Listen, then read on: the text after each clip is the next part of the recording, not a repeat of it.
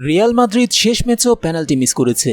Brazilian তারকা Rodrigo penalty kick নিতে গেলে তাকে ফিরিয়ে দেন সেল্টার গোলকিপার। এর মধ্য দিয়ে শেষ 17টি পেনাল্টির মধ্যে 5টি মিস করল রিয়াল।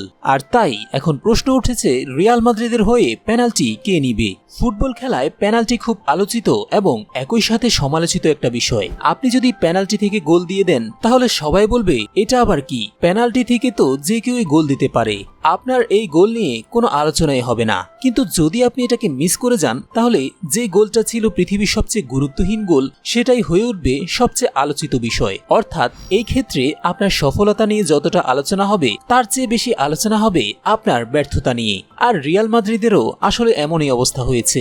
যতদিন ক্রিস্টিয়ানো রোনালদো রিয়ালে ছিলেন ততদিন রিয়াল মাদ্রিদকে পেনাল্টি নিয়ে একটু চিন্তা করতে হয়নি।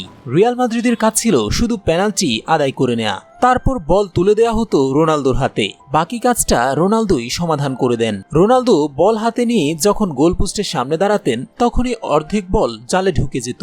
বাকি বলে পা ছোঁয়ানোর পরে দেখা যেত গোলপোস্টের শক্ত নেট ছিঁড়ে ফুঁড়ে বল বেরিয়ে যাচ্ছে। রিয়াল মাদ্রিদের হয়ে 450টি গোল করেছিলেন রোনালদো, যার মধ্যে 79টি ছিল পেনাল্টি কিক থেকে। রোনালদো তার ক্যারিয়ারে 152টি গোল করেছেন এই পেনাল্টি থেকে। এই কারণে তাকে অনেকে পেনাল্টি কিং বলেও ডাকেন। কিন্তু ক্রিস্টিয়ানো রোনালদো চলে যাওয়ার পরে এই জায়গায় বড় ধরনের ধাক্কা খায় রিয়াল। শুরুতে রামোস কিছুদিন সেই দায়িত্ব পালন করেন, কিন্তু রামোস তো ডিফেন্ডার, তার কাজ তো গোল করা না।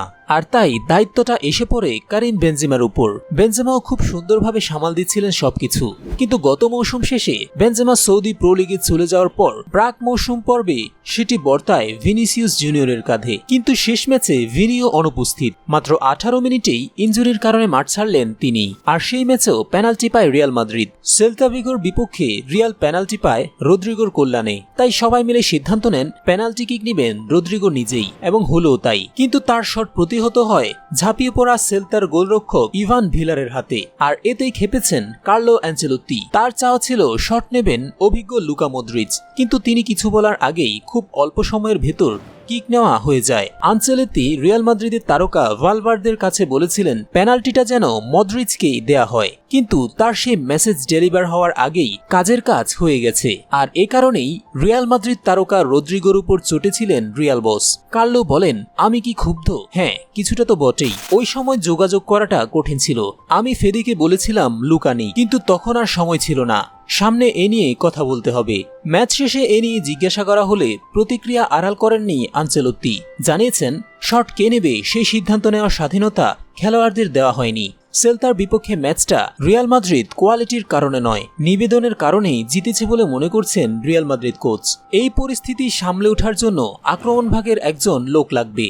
রিয়াল মাদ্রিদ কি তাহলে আক্রমণ ভাগে নতুন কোনো প্লেয়ার কিনবে? এই প্রশ্নের জবাবে কার্লো বলেন, এই কয়েকদিন আগে কাউকে আনার সম্ভাবনা বিষয়ে রিয়াল কোচের জবাব ছিল এরকম, আক্রমণে আমাদের কাউকে দরকার নেই। করিম না থাকার পরও আমাদের 6 গোল হয়ে গেছে, এবং সেটা ভিনিকে ছাড়াও। আক্রমণে আমাদের রসদ আছে। আমি ব্রাহিমকে আনার কথা ভেবেছিলাম, তবে কোনো চমকও দিতে চাই না। এই স্কোয়াড পূর্ণাঙ্গ স্কোয়াড। কর্তোয়া, মিলিতাও, করিম, ভিনিকে ছাড়াই আমরা জিতেছি।